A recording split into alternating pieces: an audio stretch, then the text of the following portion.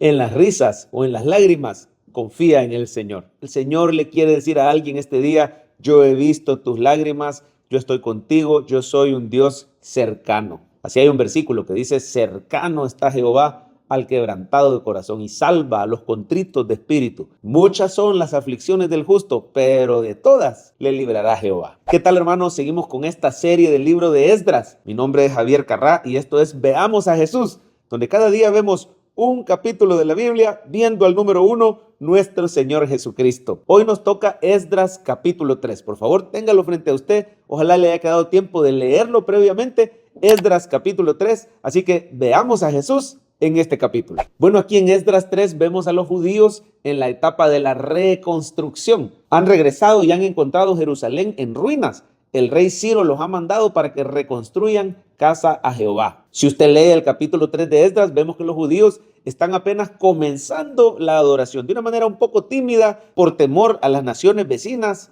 que los habían amenazado. Ellos colocan el altar sobre sus bases y comienzan ya la adoración. En ese tiempo, recuerde, antiguo pacto, ellos adoraban al Señor a través de sacrificios. Hoy entendemos que esos sacrificios apuntan a Cristo Jesús. Jamás la sangre de los corderos iba a quitar el pecado, solo lo cubría temporalmente, pero apuntaba a aquel cordero perfecto de Dios. Este día recuerda que Jesús es el cordero de Dios que quita, Él no solo cubre, Él quita el pecado del mundo. Jesús dio su sangre por nosotros, pero ellos empiezan a adorar al Señor con el sacrificio de la mañana, el sacrificio de la tarde, los holocaustos, las fiestas solemnes. Ellos están mandando a traer materiales para iniciar ya la reconstrucción del templo. Esta era una buena señal, porque espiritualmente estaba comenzando a restaurarse el pueblo de Dios, sintiendo su necesidad de acercarse, de recibir el perdón a través de los sacrificios. Pero mire, ahí en Esdras 3 quiero llamar su atención a una escena bien curiosa que se da al final del capítulo, donde se mezclan la risa y el gozo con las lágrimas. Mire el 3:10, por favor, lea conmigo.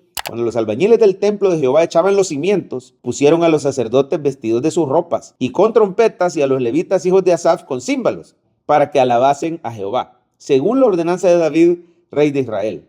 Y cantaban, mire, por un lado se oían voces, cantaban alabando y dando gracias a Jehová, diciendo: porque Él es bueno, porque para siempre es su misericordia sobre Israel. ¿Cuántos dicen amén? Y todo el pueblo aclamaba con gran júbilo. Mire, había gozo, alabando a Jehová porque se echaban los cimientos de la casa de Jehová. Había celebración, había alegría. Pero ahora mire el 12. Y muchos de los sacerdotes, de los levitas y los jefes de casa paterna, ancianos que habían visto la casa primera, el templo de Salomón, que fue destruido, viendo echar los cimientos de esta casa, lloraban en alta voz, mientras muchos otros daban grandes gritos de alegría. Y no podía distinguir el pueblo el clamor de los gritos de alegría de la voz del lloro, porque clamaba el pueblo con gran júbilo y se oía el ruido hasta de lejos.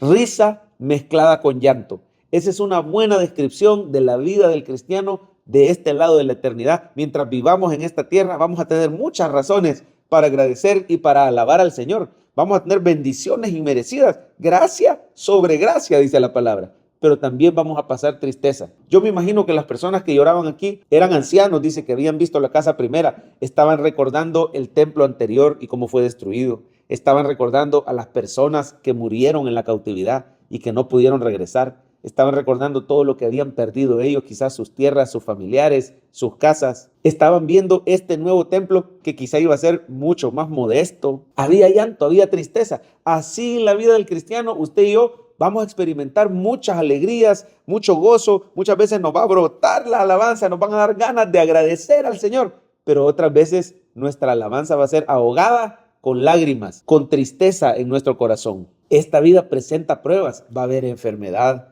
vamos a pasar por pérdidas económicas, pérdidas de seres queridos, van a haber traiciones, malas noticias, las cosas no siempre salen como quisiéramos. El mismo Señor Jesús anunció y dijo: en el mundo tendréis aflicción, pero confiad, yo he vencido al mundo. Y antes de eso había dicho: estas cosas os he hablado para que en mí tengáis paz. En Jesús tenemos paz, tenemos esperanza en medio de las tristezas de la vida. Y también experimentamos momentos de gozo, momentos de alegría por las bendiciones recibidas. ¿Cómo se aplica esta palabra de Esdras capítulo 3? Número 1, busque consuelo en el Señor Jesús. Dice la Biblia que Él es nuestra paz. Podemos echar sobre Él toda nuestra ansiedad porque Él tiene cuidado de nosotros. Mira, el Señor Jesús nos ha dejado su palabra para consolarnos, nos ha dejado sus promesas, nos ha dejado la iglesia, los hermanos en Cristo, y el dulce amor de ellos nos fortalece cuando las cargas son muy pesadas.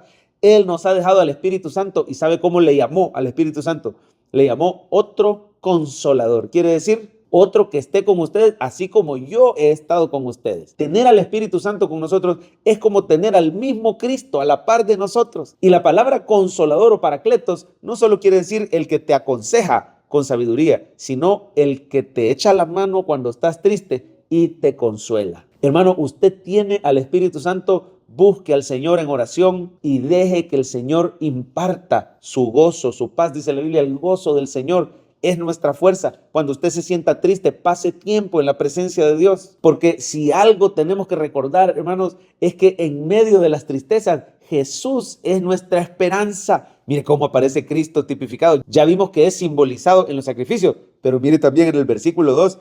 Entonces se levantaron Jesúa, hijo de Josadac, este sacerdote, y sus hermanos los sacerdotes, y Zorobabel, hijo de Salatiel, este hace las veces de rey, y sus hermanos edificaron el altar de Dios de Israel para ofrecer sobre él holocaustos, como está escrito en la ley de Moisés, varón de Dios. Este era profeta. Así que en el versículo 2 se menciona un sacerdote, se menciona un rey y se menciona un profeta. Este versículo 2 nos recuerda fuertemente a Cristo Jesús, nuestro Rey por excelencia, nuestro sacerdote, nuestro sumo sacerdote y nuestro profeta que nos trae la verdad de Dios. Cristo Jesús es tu gozo, es tu fuerza, es tu esperanza. Mi hermano, viene el día donde ya no habrá más lágrimas. Él enjugará toda lágrima, ya no habrá más muerte, más tristeza, más pérdida, más dolor. El Señor convertirá nuestra tristeza en alabanza. Pero mientras tanto, busque consuelo y fortaleza en el Señor Jesucristo. Persevere en sus cultos todos los domingos durante la semana. Persevere en su capítulo del día, en su lectura de la palabra, su tiempo de oración. Importantísimo para recibir consolación.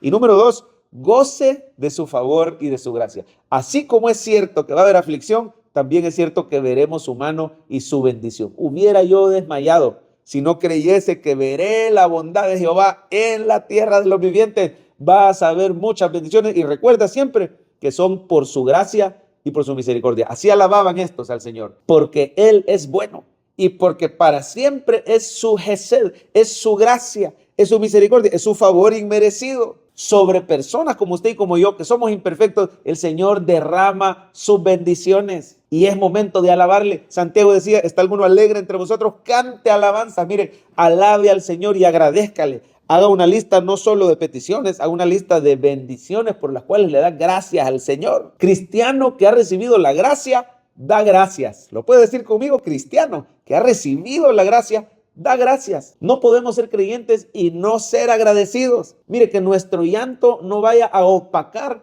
nuestros cantos de alabanza. Y es que, hermanos, la única respuesta adecuada cuando vemos el favor inmerecido de Dios en nuestra vida es la adoración, la alabanza. Pero adorar al Señor no solo es cantos, también es obediencia, también es servicio, también son ofrendas. Dice la palabra, nosotros le amamos a Él porque Él nos amó primero.